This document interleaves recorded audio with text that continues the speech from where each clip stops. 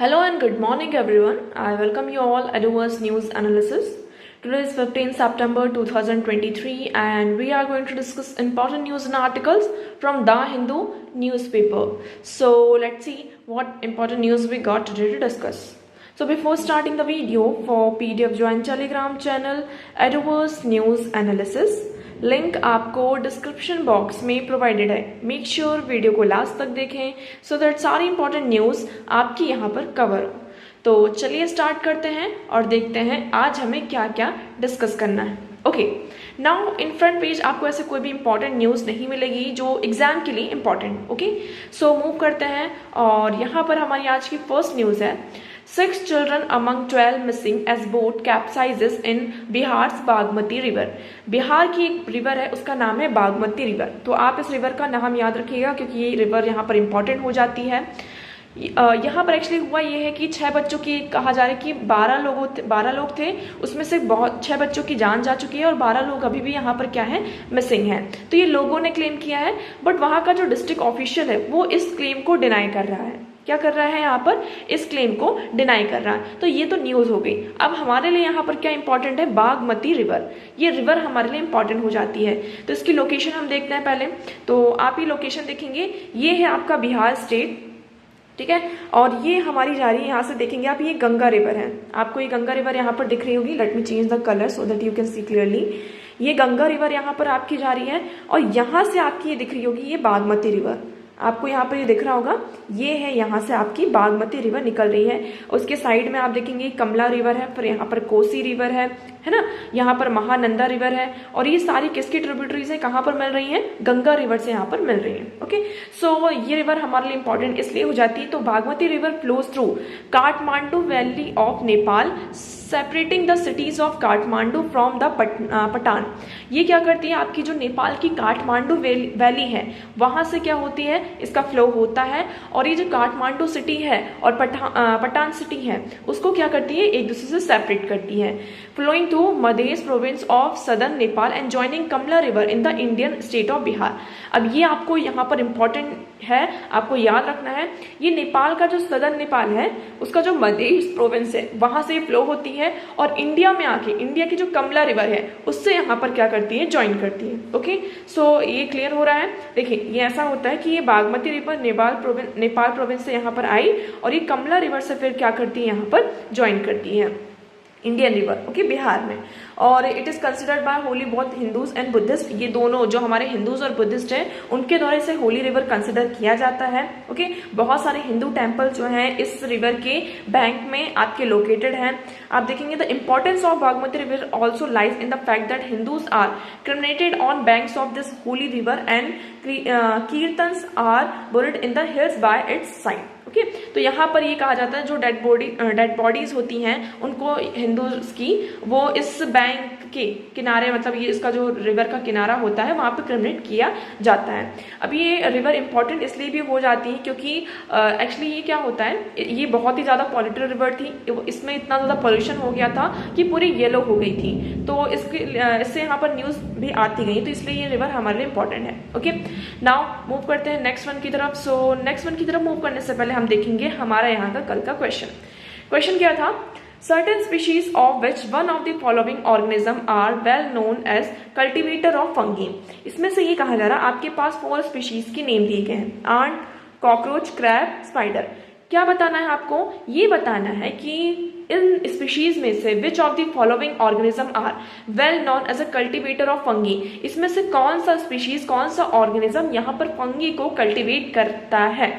Okay, सो बहुत ही easy question है. अगर आप लोगों ने थोड़ा बहुत भी यहाँ पे एनवायरमेंट में पढ़ा होगा तो आप इजिली इस क्वेश्चन का आंसर यहाँ पर कर सकते हैं. तो क्वेश्चन हमारा ये पूछ रहा है कि फंगी को कौन कल्टिवेट करता है, कौन सा ऑर्गेनिज्म यहाँ पे फंगी को कल्टिवेट करता है. So pause the video first and comment में आप लोग इस क्वेश्चन का आंसर करेंगे. चाहे आप लोगों ने इस क्वेश्चन का आंसर किया हो या ना किया हो, फिर भी स्टिल आप लोग इस क्वेश्चन का आंसर करेंगे. अगर नहीं आता है, नो इश्यू एट ऑल, आप लोग एक बार ट्राई तो करिए.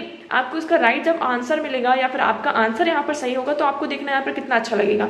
और नहीं पता है तो आपके पास इतना ज्यादा सोर्स है, आप गूगल कर सकते हैं. ओके, तो आप गूगल करिए या कुछ भी करिए, किसी भी सोर्सेस का यहाँ पे यूज करिए और इस क्वेश्चन का आंसर आप लोग कमेंट सेक्शन में करेंगे। ओके, नाउ इसका राइट आंसर हो जाता है आपका ऑप्शन ए, आंट।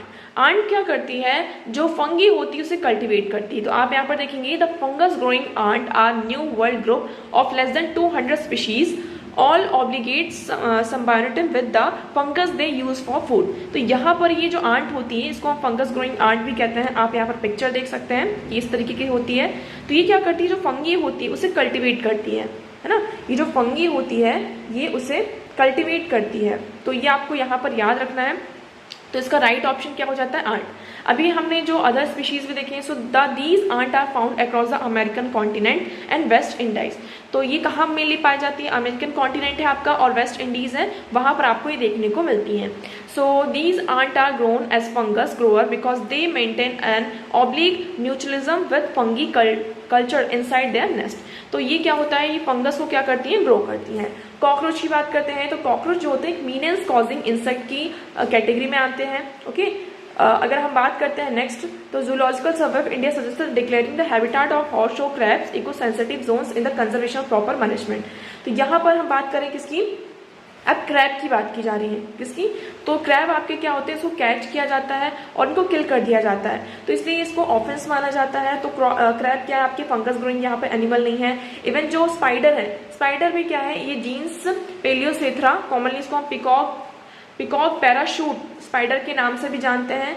इसको फर्स्ट टाइम कहाँ पर, तमिलनाडु विल्लापुरम डिस्ट्रिक्ट में इसको क्या किया था, देखा गया था। तो देखिए इस क्वेश्चन का राइट आंसर क्या हो जाता है आपका, आंट। ओके, नाउ मूव करते हैं नेक्स्ट क्वेश्चन की तरफ। सो आज का हमारा सेकंड क्वेश्चन है, a constitutional government by definition is अ।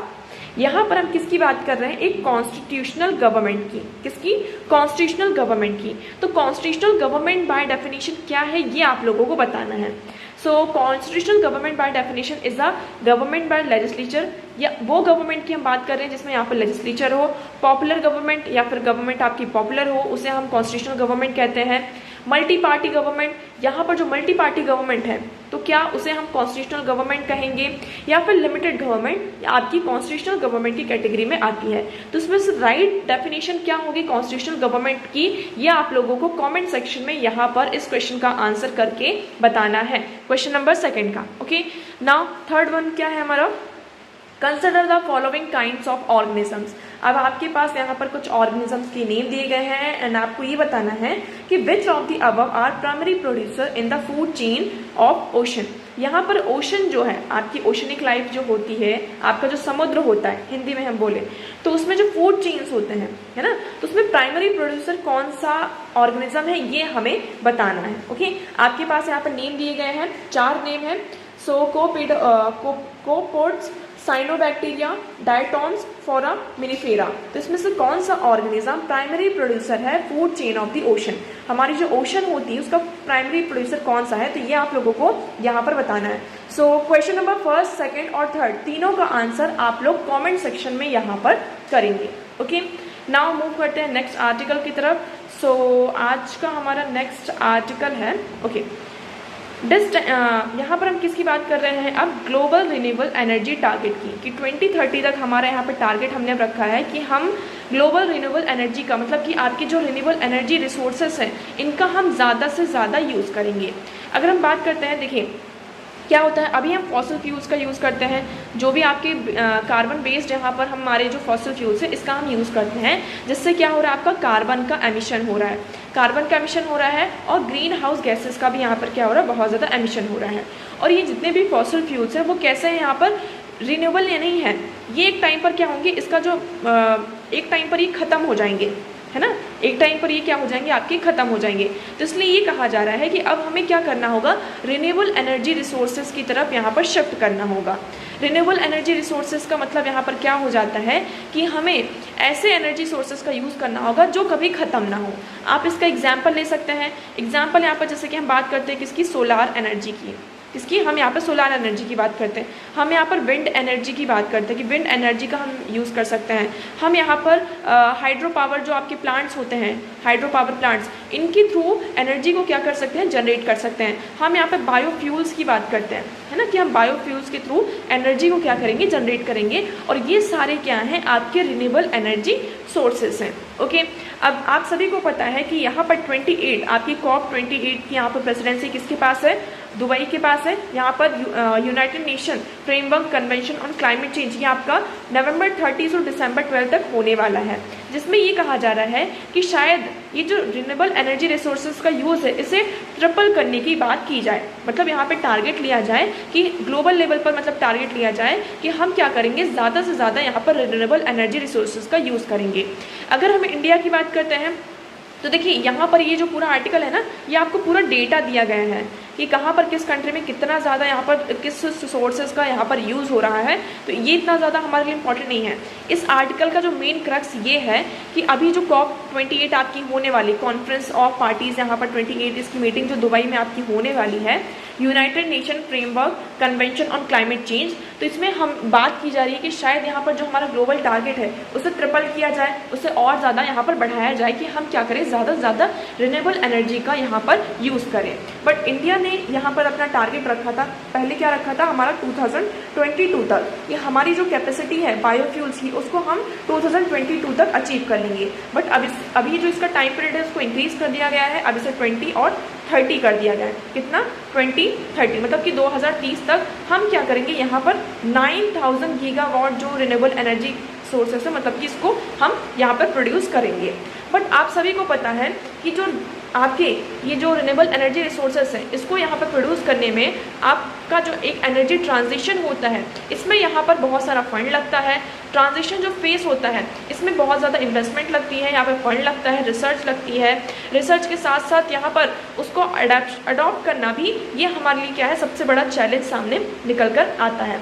तो इस आर्टिकल में ये कहा जा रहा है कि इंडिया को यहाँ पर कोई भी टारगेट लेने से पहले ये इंश्योर करना होगा कि जितने भी यहाँ पर डेवलप्ड कंट्री हैं वो भी यहाँ पर पूरी तरीके से टारगेट यहाँ पर लें, है ना, वो भी टारगेट करें कि उन्हें भी क्या करना है, रिन्यूएबल एनर्जी को ज़्यादा से ज़्यादा यूज़ करना है। क्योंकि कई बार क्या होता है कि डेवलपिंग कंट्रीज़ के द्वारा ऐसा टारगेट तो ले लिए जाते हैं, ऐसे जो एम्बिशियस टारगेट होते हैं उसको यहाँ पर अडॉप्ट कर लिया जाता है, बट और जो डेवलप्ड कंट्री होती हैं वो क्या कर देती हैं, फिर इन टारगेट्स को यहाँ पर मतलब कि ध्यान नहीं देती हैं और कंटिन्यूसली यहाँ पर जो आपकी फॉसिल फ्यूल्स हैं, जितने भी आपके जो कार्बन एमिशन वाले जो भी सोर्सेस हैं इनका यहाँ पर यूज़ करती जाती हैं, और जो पूरा बर्डन होता है किस पर आ जाता है, आपका डेवलपिंग कंट्रीज़ पर आ जाता है।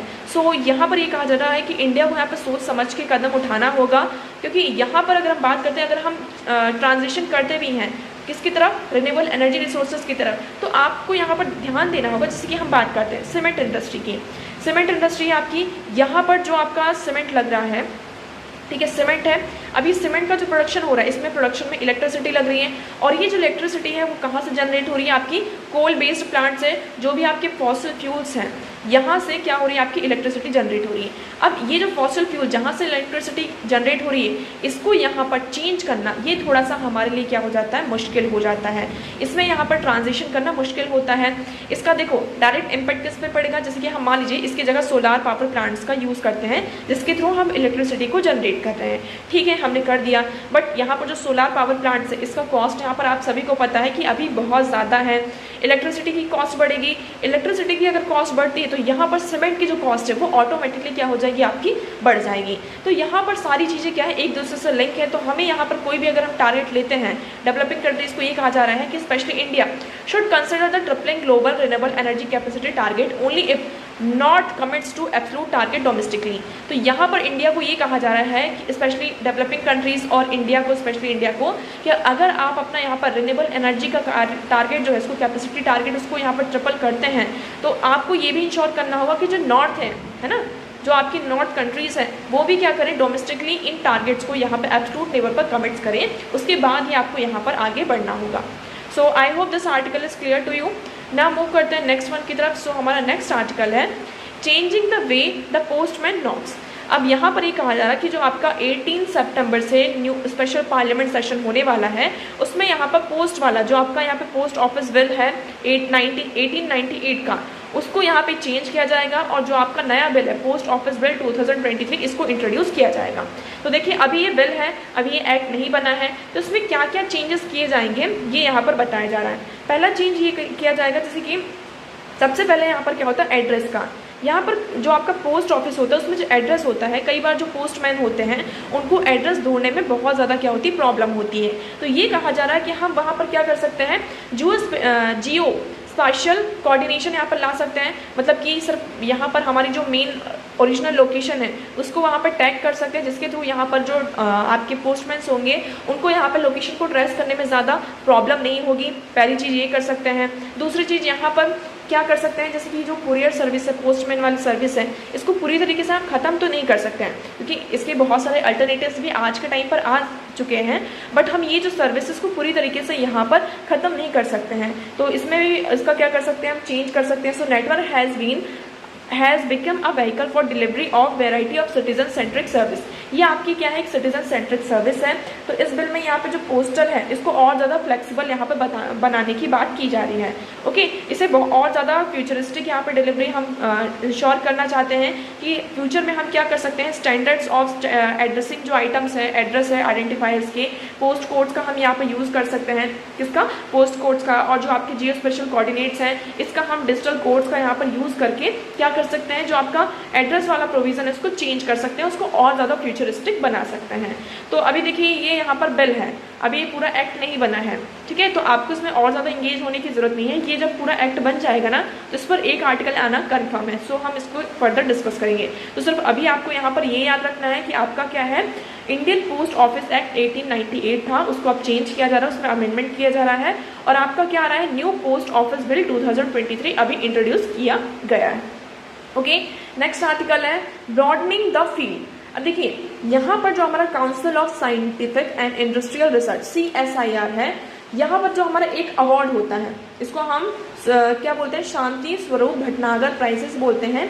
यहाँ पर साइंस की फील्ड में, मतलब कि वो पर्सन जो 45 ईयर्स से कम एज है उसकी, और साइंस की फील्ड में चाहे वो बायोलॉजी हो, केमिस्ट्री हो, इंजीनियरिंग, मैथमेटिक्स, मेडिसिन, अर्थ साइंसेस, फिजिक्स साइंसेस, यहाँ पर उन्होंने कोई बहुत ही आउटस्टैंडिंग काम किया हो तो उन्हें क्या किया जाता है, इस अवार्ड को दिया जाता है। अब इस साल क्या हुआ है कि 2022 का जो अवार्ड है उसको यहाँ पर बहुत एक साल डिले हुआ, उसके जो मतलब कि अवार्डीज थे, है ना, जो यहाँ पर अवार्डीज थे, जो यहाँ पर कैंडिडेट था, उनको यहाँ पर उनका नाम अनाउंस करने में। तो ये कहा जा रहा है कि हमें ना ऐसे अवार्ड्स को और ज़्यादा प्रमोट करना चाहिए, उसमें डिले यहाँ पर नहीं करना चाहिए। अब डिले क्यों हुआ, इसका भी कोई रीज़न CSIR के द्वारा नहीं दिया गया है कि क्यों डिले किया गया है, क्योंकि इसमें क्या होता है, हर साल 26 सितंबर से पहले, मतलब जैसे कि ये 2023 चल रहा है, तो 23 का जो यहाँ पर जो भी यहाँ पर विनर होगा इस अवार्ड का, शांति स्वरूप भटनागर अवार्ड का, तो उसका 26 सितंबर से पहले क्या कर दिया जाता है, उसके जो नाम होते हैं अनाउंस कर दिए जाते हैं। तो ये 23 की बात हो गई। लेकिन अभी क्या हुआ है, 2022 का जो अवार्ड था उसको अनाउंस नहीं किया गया था, उसमें इस साल अभी इसको क्या किया गया है, अनाउंस किया गया है 2022 के जो भी यहाँ पे अवार्डीज थे। तो इस अवार्ड के बारे में हम देख लेते हैं, ये अवार्ड हमारे लिए इंपॉर्टेंट हो जाता है। तो देखिए इस आर्टिकल में ये कहा जा रहा है कि हमें जो साइंस रिलेटेड अवार्ड होते हैं ना, तो ये जो क्या करते हैं, आपके जो यंग साइंटिस्ट होते हैं उनको यहाँ पर इंकरेज करता है कि ताकि वो साइंटिफिक फील्ड में और ज़्यादा यहाँ पर अच्छा काम कर सकें। अब एक तरीके से जो अवार्ड्स वगैरह होते हैं, जैसे कि अब देखिए इसमें टाइम कितना दिया गया है, इसमें जो क्राइटेरिया है वो है एज ऑफ 45, मतलब लेस देन जो 45 होंगे। तो अगर आपको कोई ऐसा साइंस की फील्ड में यहाँ पे जो भी इंटरेस्टेड हो, तो आप कुछ ऐसा काम करना चाहेंगे जिससे कि आप भी क्या कर सके कि आपको भी ये अवार्ड यहाँ पर मिल सके। तो ये क्या करता है, बच्चों को और जो भी यहाँ पे यंग साइंटिस्ट है उनको एक तरीके से इंकरेज प्रोवाइड करता है। ओके, तो इस अवार्ड के बारे में और देख लेते हैं। तो ये अवार्ड आपका क्या है, prize is given to scientist for their notable Indian work in science and technology that is applied और फंडामेंटल रिसर्च। तो यहाँ पर जो आपकी फंडामेंटल रिसर्च और अप्लाइड रिसर्च जो हमारे यंग साइंटिस्ट हैं उनके द्वारा किया जाता है, तो उनकी नोटेबल वर्क के लिए इस अवार्ड को प्रोवाइड किया जाता है। ठीक है, पर्सन ऑफ इसमें जो भी पर्सन है, चाहे वो इंडियन सिटीजन्स हो या फिर इंडिया में आकर वो काम कर रहे हो, तो उन्हें भी क्या किया जाता है, ये अवार्ड प्रोवाइड किया जाता है। इस अवार्ड में यहाँ पे 5 लाख रुपीस का क्या होता है, कैश प्राइज होता है।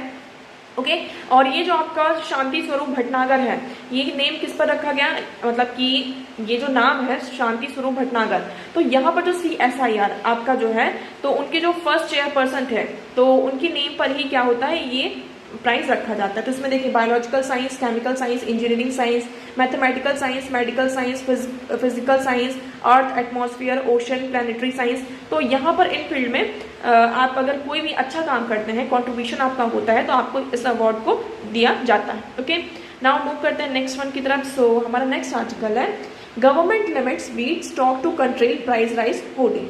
अब गवर्नमेंट ने यहाँ पे क्या किया, जो व्हीट का स्टॉक है, ये कहा जा रहा है कि जो ये सेंसिंग यहाँ पर मतलब कि ऐसा समझ में आ रहा है कि जो व्हीट के प्राइसेस है वो यहाँ पर होर्डिंग, फेस्टिवल सीजन आने वाला है, ठीक है, और फेस्टिवल सीजन के कारण यहाँ पर जो होर्डिंग है, मतलब कि होर्डिंग का मतलब क्या होता है कि फॉर एग्जाम्पल मार्केट में यहाँ पर 100 किलोग्राम क्या है आपका राइस प्रेजेंट है, मतलब 100 किलोग्राम यहाँ पर आपका गेहूं दिया जा रहा है। तो अब आप लोगों को पता है कि फेस्टिवल सीजन आने वाला है और आने वाले टाइम पर इसका जो प्राइस है और ज़्यादा बढ़ जाएगा। मान लीजिए अभी ये 100 किलो जो आपको गेहूं मिल रहे हैं वो कितने में मिल रहे हैं, आपको 200 रुपये में मिल रहे हैं। तो आपने क्या किया, पूरा का पूरा 100 किलो खरीद कर अपने घर में रख लिया।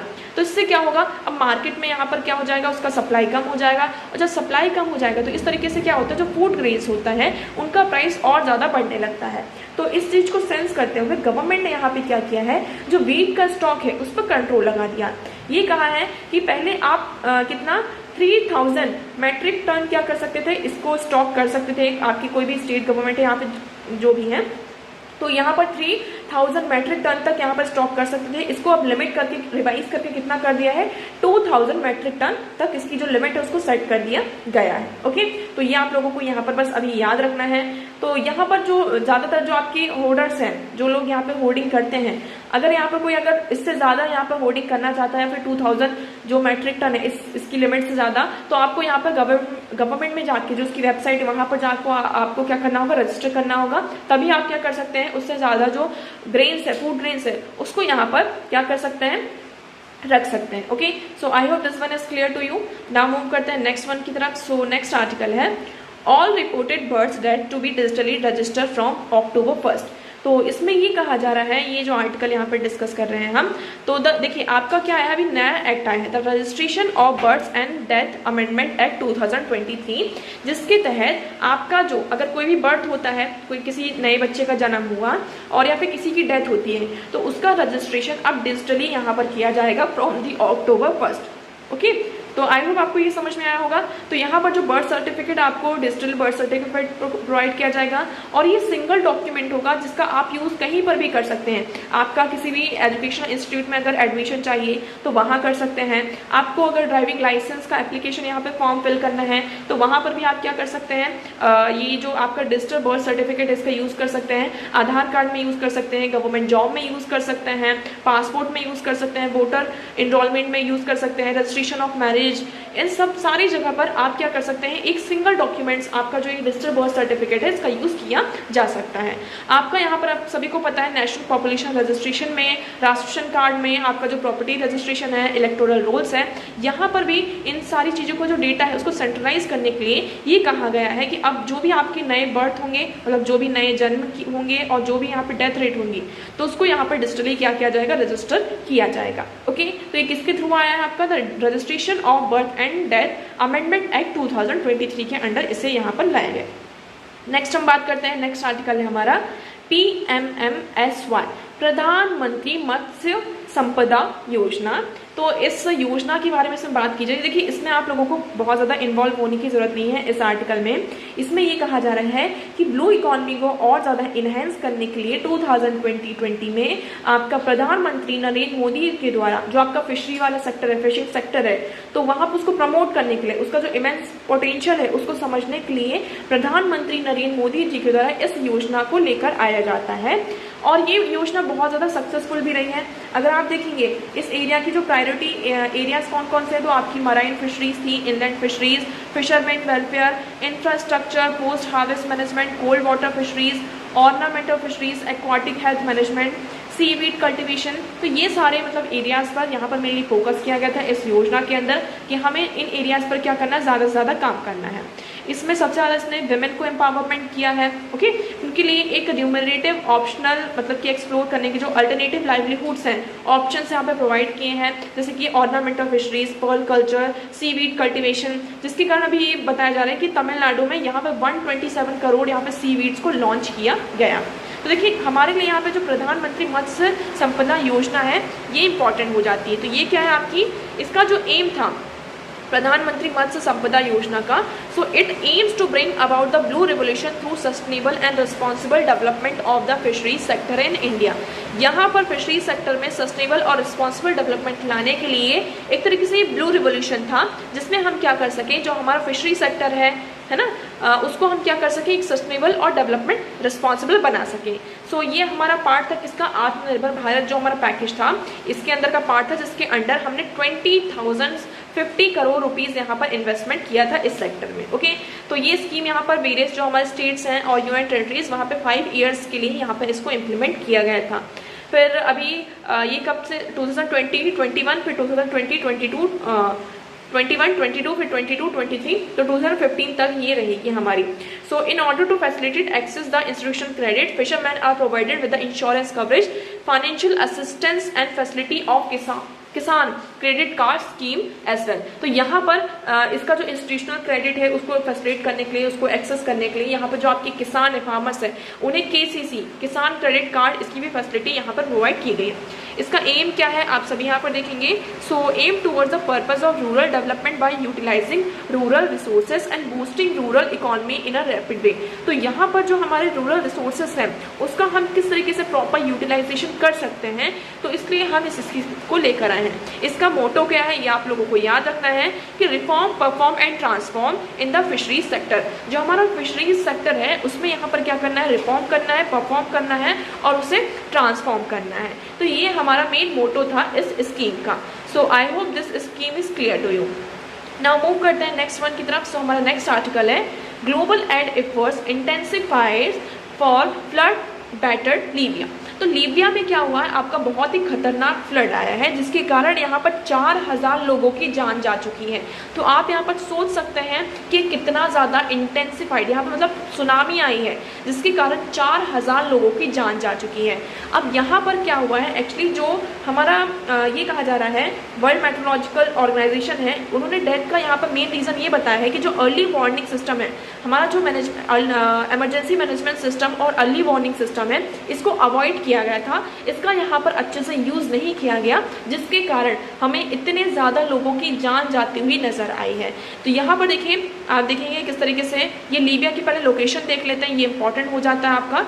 तो आपका ये जो अफ्रीकन कॉन्टिनेंट है, अफ्रीकन कॉन्टिनेंट में आपको ये मेडिटेरियन सी दिख रहा है और मेडिटेरियन सी के साथ इसकी यहाँ पर बॉर्डर लगती है, ये है आपका लीबिया।